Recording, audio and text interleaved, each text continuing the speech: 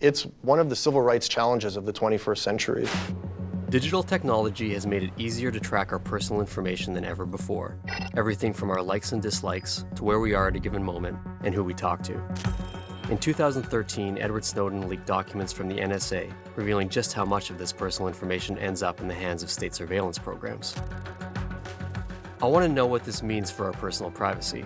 I'll explore how hackers and activists are working to curb the increasing surveillance trend.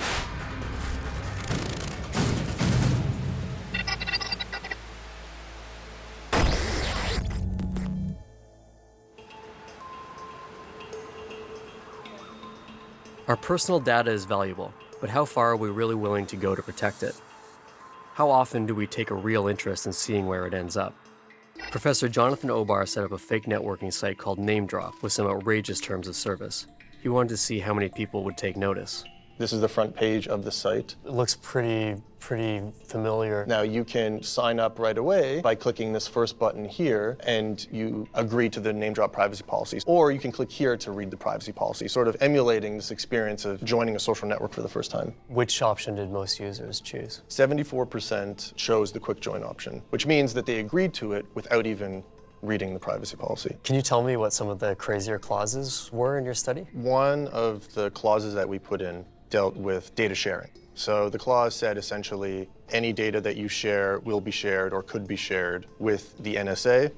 And there was a more explicit gotcha clause in there too, wasn't there?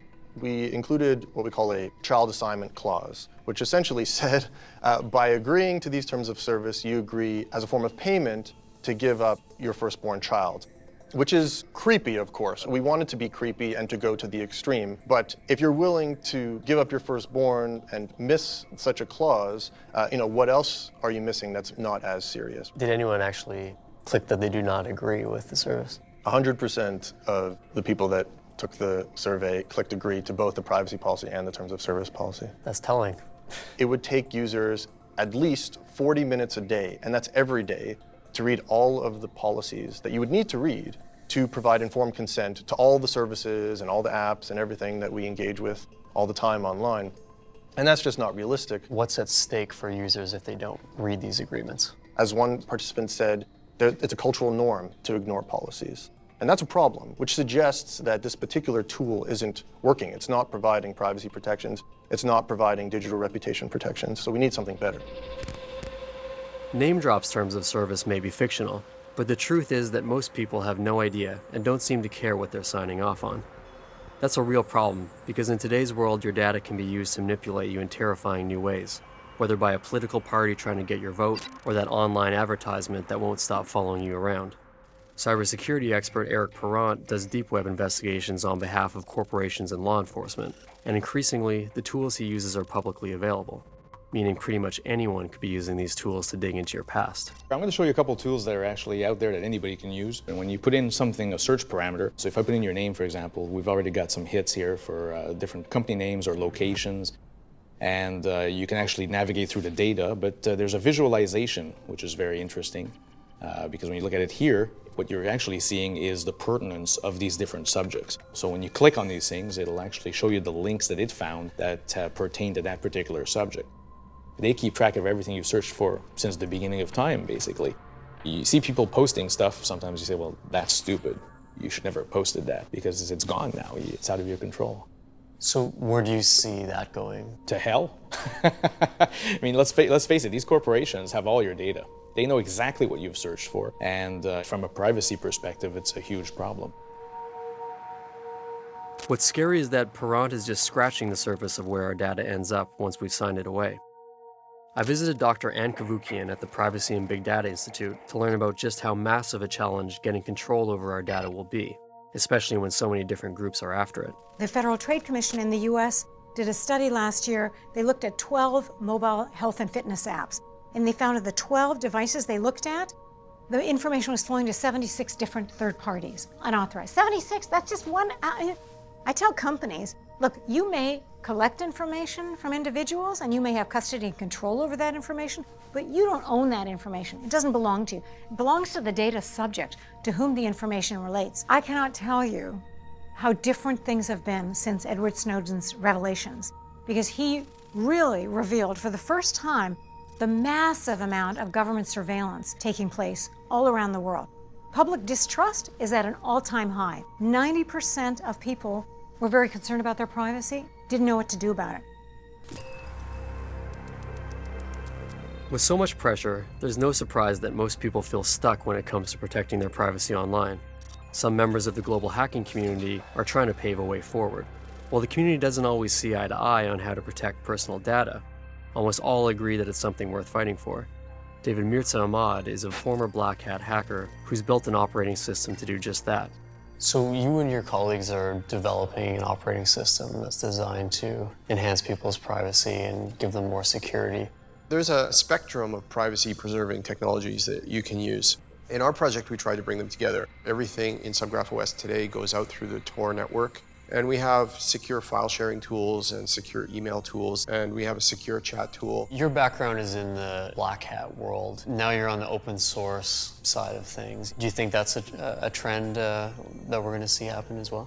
The hacking subculture, it's not about crime. It's like just about understanding how things work and challenging arbitrary authority. There are places where governments are extremely aggressively monitoring for any kind of dissent. And privacy is like a question of life or death in some of these places. So I think a lot of people from our generation and the generation that's there now is continuing to be at the front of this movement to make sure that the internet remains an open, free, transparent platform.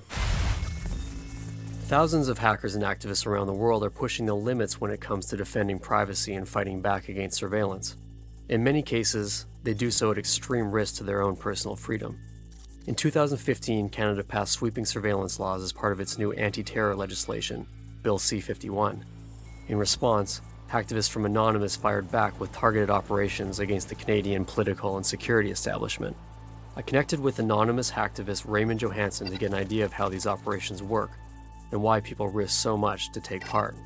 Last year, in protest of a Canadian bill, C-51, a number of hacktivists took down the website of the Prime Minister of Canada and also the Canada Spy Agency. Can you take us through how something like that would go down? Of course, my answer is going to be hypothetical, and I'm not on camera going to say anything to make things easier for CSIS.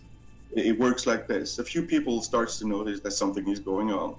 Let's say they read about the Patriot Act being imported to Canada in the form of a bill. Maybe it's called C-51. They get worried. Enough people start to do research and see that this is going to be wrong. Then they start to spread information. More people joins in, and some of them may start to work on attacking servers, and then maybe attempt a little hack and get a couple of documents out showing how badly the CSIS have acted in the past. Were there international hackers involved in the DDoSes of the Canadian government websites? I can definitely say yes, but I say that as having watched it from the outside. Regularly, I participate in swap meets where we exchange tasks. So a Mexican will do something that needs to be done in Sweden, and the Swedes, in their turn, will do something that needs to be done in Thailand. And it's just a smart way, an obvious way to protect everybody. Do you ever fear that the work that you do could get you into a lot of trouble? I work with those persecuted and jailed anonymous activists and hacktivists around the world, so I know what could potentially happen to me.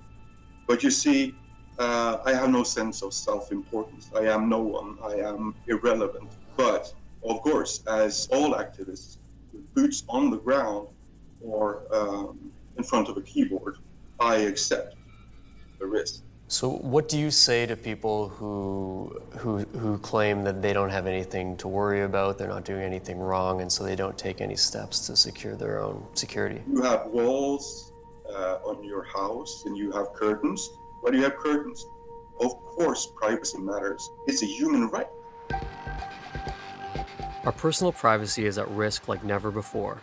As governments and corporations innovate new ways to use our data, the results are increasingly affecting how we live our lives, deciding things ranging from what apartments we can rent to whether or not we end up on a government watch list. We need to begin to ask ourselves, where do we draw the line? Has the line already been crossed? And how far are we willing to go to save privacy as we know it?